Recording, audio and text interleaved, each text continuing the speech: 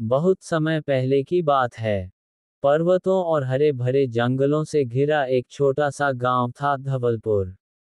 इस गांव में किसान, बुनकर और कुम्हार जैसे साधारण लोग रहते थे। जीवन सरल था, पर कठिनाइयों से भरा। बरसों से वर्षा कम होने के कारण खेत बंजर होने लगे थे और लोगों की मेहनत बेकार जा रही थी। गांव के बच्चे तक भूख से रोते थे और कभी समृद्ध माना जाने वाला धवलपुर धीरे धीरे झोपड़ियों और धूल में बदल गया था।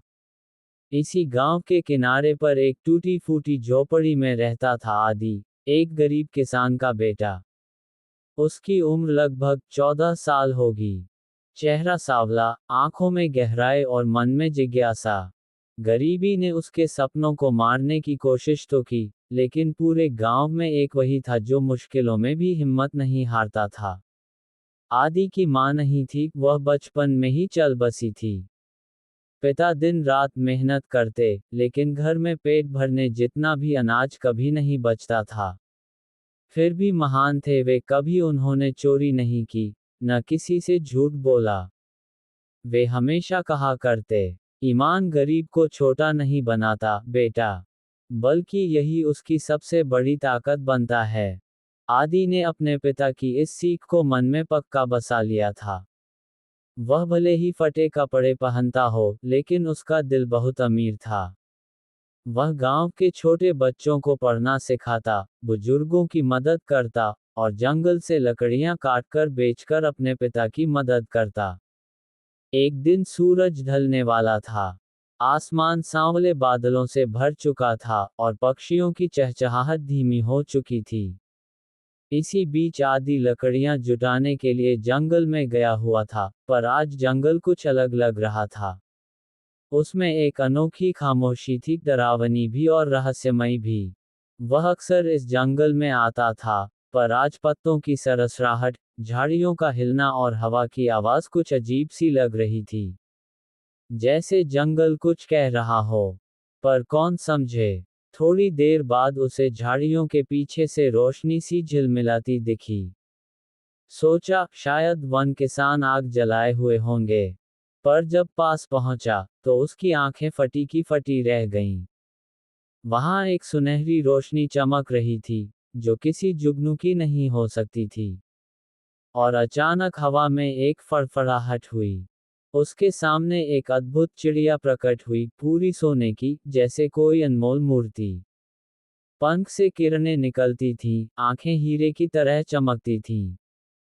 वह इतनी सुंदर थी कि आदि ने ऐसा जीव पहले कभी नहीं देखा। वह एक पत्थर पर बैठी थी, चुपचाप। न डरती, न उड़ती। वह जैसे जानती थी कि आज कोई उसे देखने आएगा, और वह कोई था आदि। तुम कौन हो? आदि ने चौंकते हुए पूछा। चिड़िया ने गहरी, लेकिन मधुर आवाज में कहा, मैं इच्छाओं की रक्षक हूँ। लोग मुझे सोने की चिड़िया कहते हैं। आदि चौंक गया, चिड़िया बोल सकती है। लेकिन इससे ज्यादा हैरानी की बात थी कि वह उसका नाम जानती थी। डरो मत, आदि। मैं तुम्हें देखने लंबे समय से प्रतीक्षा कर रही थी। मुझे? आदि ने विस्मय से पूछा। पर मैं तो एक गरीब लड़का हूँ। मुझमें ऐसा क्या है? चिड़िया ने उत्तर दिया, तुम्हारे पास वह है जो आज अधिकांश मनुष्यों में नहीं। साफ दिल। आदि समझ नहीं पाया। उसने कहा, अगर आप सच में जादुई हो, तो हमारे गांव की मदद कीजिए। लोग भूखे हैं, खेत सूखे हैं। सोने की चिड़िया ने शांत स्वर में कहा, मदद मैं कर सकती हूँ, पर बदले में तुम्हें एक कठिन सफर तय करना होगा। आदि ने हिचकते हुए पूछा, कितना कठिन? चिड़िया ने उत्तर दिया, कठिन इतना कि दिल मजबूत न हो तो टूट जाए। यात्रा ऐसी, जो इंसान को परख ले। और इसी के साथ उसने कहा, अगर तुम मेरा साथ दोगे, तो मैं तुम्हें 3 वरदान दे सकती हूँ। लेकिन सावधान, हर वरदान का एक परिणाम होगा। आदि सोच में पड़ गया। 3 वरदान, ये तो चमत्कार जैसा था। लेकिन उसके भीतर एक बात साफ थी, वह स्वार्थ के लिए कुछ नहीं चाहेगा।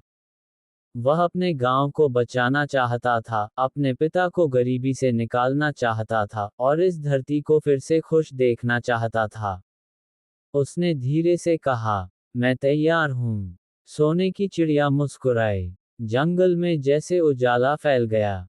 हवा में सुगंध तैरने लगी। उसने कहा, तो सुनो, ये सफर सिर्फ तुम्हारा नहीं होगा। ये इंसानियत की परीक्षा होगी। और उसी क्षण से आदि का जीवन बदल गया। सोने की चिड़िया ने अपने सुनहरे पंख फैलाए और हवा में एक चमकदार वृत्त बनाया। रोशनी ने आदि को घेर लिया और पल भर में उसकी आंखों के सामने एक रहस्यमयी रास्ता खुल गया। वह रास्ता जंगल के अंदर और गहराई में जाता था, जहां कोई आम इंसान कभी नहीं गया था। आदि ने लकड़ियां जमीन पर रख दी और साहस के साथ आगे बढ़ा। साथ में सोने की चिड़िया उसके कंधे पर आ बैठी, जैसे वही उसकी मार्गदर्शक हो। इस सफर में हमें कहाँ जाना है? आदि ने पूछा। चिड़िया ने उत्तर दिया, 3 ठिकाने हैं जहां तुम्हारी परीक्षा होगी, लोभ की घाटी, भय का किला, और सत्य का द्वार। इन्हें पार किए बिना हम जीवन के सोते तक नहीं पहुंच सकते। वही एकमात्र स्थान है जहां से तुम्हारे गांव में खुशहाली लौट सकती है। आदि ने गहरी सांस ली। सफर लंबा और कठिन लग रहा था, लेकिन उसके कदम दृढ़ थे। उसे किसी इनाम की लालसा नहीं थी। वह केवल गांव को बचाना चाहता था। जैसे जैसे वे आगे बढ़ते गए, पेड़ कम होते गए और उनका स्थान चट्टानों और सूखी पहाड़ियों ने ले लिया। सामने एक घाटी थी, भूरे पत्थरों से भरी, पर दूर कुछ चमक रहा था, जैसे धूप सोने पर पड़ती है। चिड़िया अचानक बोली, सावधान रहना। ये लोभ की घाटी है। यहाँ हर यात्री अपना सबसे बड़ा दुश्मन खुद बन जाता है, अपनी इच्छाओं का। आदि ने कुछ कहा ही था कि घाटी के भीतर से आवाजें आने लगी, मानो कोई उसे बुला रहा हो। वह आवाज को पहचान नहीं पाया, पर अजीब बात थी, वह आवाज उसके मन में छुपी इच्छाएं बोल रही थी। अगर तुम्हारे पास धन होता, अगर तुम्हारे पास अपना घर होता, अगर तुम्हारे पिता को तुम अमीर बना देते तो। आवाजें जैसी उसकी पुरानी सारी भावनाओं और सपनों को उकसा रही थीं। अचानक घाटी में खजानों के पहाड़ उभर आए, सोने के सिक्कों की बरसात होने लगी। हीरे, मोती, जवाहरात उसके सामने फटने लगे, जैसे धरती के पेट से हर खजाना बाहर आ रहा हो। और तभी एक आवाज गूंजी, आदि, ये सब तुम्हारा हो सकता है। बस एक बार हाथ बढ़ाकर ले लो। आदि सोच में पड़ गया। ये सब सच जैसा लग रहा था, पर कहीं न कहीं ये झूठ भी था। तभी उसे पिता की बात याद आई। बिना मेहनत का धन मनुष्य को भीतर से गरीब बना देता है। आदि ने खुद से कहा, मैं अपनी आत्मा को बेचकर गांव की मदद नहीं कर सकता। उसने आंखें बंद की और लोभ से दूर आगे बढ़ गया। घाटी हिलने लगी, सोना रेत बन गया। खजाने की जगह कांटे दिखाई देने लगे। वह समझ गया, ये सब माया थी। सोने की चिड़िया ने सिर झुकाकर सम्मान से कहा, पहली परीक्षा सफल। तुमने लोभ को परास्त किया। घाटी पार करके वह आगे बढ़ा तो एक बूढ़ी औरत दिखाई दी, जो एक बड़ी सी बोरी खींच रही थी। वह बहुत कमजोर थी, बोरी खींच भी नहीं पा रही थी। वह बोली, बेटा, जरा मदद कर दे। ये बोरी मेरे घर तक पहुंचा दे। आदि को दया आई। वह बोरी उठाने आगे बढ़ा, पर बोरी इतनी भारी थी कि वह हिल भी नहीं रही थी। इसमें क्या है? आदि ने पूछा। औरत बोली, मेरे सपने हैं, मैं सारी उम्र मेहनत करती रही, पर पूरा नहीं कर पाई। अब चाहती हूँ कोई और उन्हें पूरा करे। आदि चौंक गया, सपने बोरी में। उसने झांक कर देखा। बोरी के अंदर सिर्फ पत्थर थे। साधारण पत्थर। बूढ़ी औरत मुस्कुराई, पर अब उसकी मुस्कान खतरनाक हो चुकी थी। हर इंसान यही बोरी ढो रहा है, लड़के। अधूरे सपनों की बोरी। जितना समय इसे ढोने में लगाओगे, मंजिल से उतने दूर होते जाओगे। आदि ने बोरी नीचे रख दी और कहा, मैं दूसरों के सपनों का बोझ ढोने नहीं आया। मुझे अपना रास्ता चुनना है, जो सही हो, सच हो। और यह कहते ही बूढ़ी औरत काली धुएं में बदल गई और गायब हो गई। चिड़िया ने कहा, याद रखना, दुनिया अक्सर तुम्हें ऐसे रास्तों में उलझा देती है जो तुम्हें मंजिल से दूर ले जाते हैं। तुमने सही चुना। लोभ की घाटी को पार करके आदि और सोने की चिड़िया आगे बढ़े। हवा ठंडी और धुंधली हो गई थी। सामने एक काला किला दिखाई दिया, ऊंचा, खतरनाक और रहस्यमयी।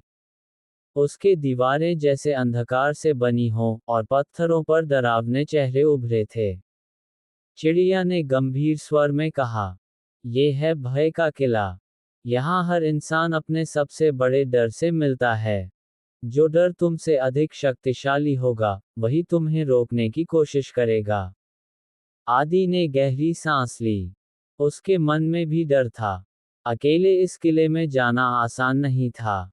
पर गांव की याद उसके दिल को साहस दे रही थी। जैसे ही आदि ने पहला कदम रखा, किले के दरवाजे अपने आप बंद हो गए। दीवारों से आवाजें आईं, तुम अकेले हो, तुम सक्षम नहीं हो, तुम्हारा गांव बर्बाद होगा। दीवारों पर उसकी माँ की यादें, पिता की मेहनत और खुद की असफलताओं की छवियां उभर आईं। डर ऐसा था कि आदि का मन कांपने लगा। पर तभी सोने की चिड़िया ने कहा, आदि, याद रखो, सच्चाई और साहस वही है जो डर के सामने भी डगमगाए नहीं। आदि ने आंखें बंद की और अपने दिल की आवाज सुनी। उसने डर का सामना किया, अपने पिता, अपने गांव और अपनी जिम्मेदारियों की याद से। जैसे ही उसने डर को स्वीकार किया और आगे बढ़ा, किले की दीवारें फटकर धुंध में घुल गईं। भय का प्रभाव खत्म हो गया। चिड़िया ने सराहते हुए कहा, दूसरी परीक्षा भी पार हो गई। अब बारी है अंतिम और सबसे कठिन परीक्षा की, सत्य का द्वार। आदि और चिड़िया एक खुली घाटी में पहुंचे। सामने विशाल द्वार था, सोने की नक्काशी और गहरी रहस्यमयी शक्ति से बना। चिड़िया ने कहा, ये द्वार तुम्हारे अंदर के सत्य को परखता है। यहाँ कोई बाहरी शक्ति नहीं, केवल तुम्हारा दिल। जो निर्णय तुम यहाँ लोगे, वही तुम्हारे गांव की खुशहाली का मार्ग तय करेगा। आदि ने द्वार को देखा। उस पर 3 चिन्ह बने थे, सत्य, बलिदान और दया। चिड़िया ने समझाया, यदि तुम स्वार्थ चुनोगे, गांव बर्बाद होगा। यदि तुम बलिदान चुनोगे, तुम्हें अपना सबसे प्रिय त्यागना होगा। यदि दया चुनोगे, तुम सबको समान खुशी दे पाओगे। आदि ने सोचा, उसके पास बहुत कुछ था, प्यारा गांव, पिता, अपने सपने। पर उसने जाना कि केवल दया और निष्कपट मन ही गांव को स्थायी खुशहाली दे सकता है। उसने दया का चिन्ह छुआ। द्वार चमक उठा और हवा में सुनहरी रोशनी फैल गई। सोने की चिड़िया ने कहा, तुमने सही चुना। यही असली शक्ति है, सच्चाई, दया और साहस। अगले ही पल, आदि गांव लौट आया। वह थका हुआ था, पर उसके चेहरे पर चमक थी। खेत हरे भरे थे, कुएं पानी से भर गए थे, और लोग हंस रहे थे। आदि ने अपने पिता को देखा। उनके आंसू खुशी के थे। गांव के लोग सोने की चिड़िया की उपस्थिति महसूस कर रहे थे। हर किसी के दिल में नई ऊर्जा थी। गरीबी और दुख धीरे धीरे गायब हो गए। आदि ने गांव वालों से कहा, सच्चाई और दया ही असली धन है। इन्हें अपनाओ, और संसार स्वर्ग जैसा होगा। सोने की चिड़िया आसमान में उड़ गई, उसकी चमक अब हर दिल में बस गई थी। आदि की कहानी गांव में पीढ़ियों तक सुनाई गई। लोग सीखते थे कि धन या शक्ति असली नहीं, सच्चा दिल और दया ही असली चमत्कार हैं। आदि अब वृद्ध हो गया था, पर उसकी आंखों में वही चमक थी, वही साहस। गांव के बच्चे उसे देखकर बड़े होते थे और सोचते थे, यदि आदि ने अपने डर और लोभ पर काबू पाया, तो हम भी कर सकते हैं। और इस तरह सोने की चिड़िया ने न केवल एक गांव को खुशहाली दी, बल्कि हर उस दिल को जगाया जो सच्चाई और दया को समझने के लिए तैयार था। कहानी का संदेश, सच्चाई, साहस और दया ही वास्तविक शक्तियां हैं। लोभ और डर से मुक्ति पाकर ही हम अपने जीवन और समाज में स्थायी खुशहाली ला सकते हैं।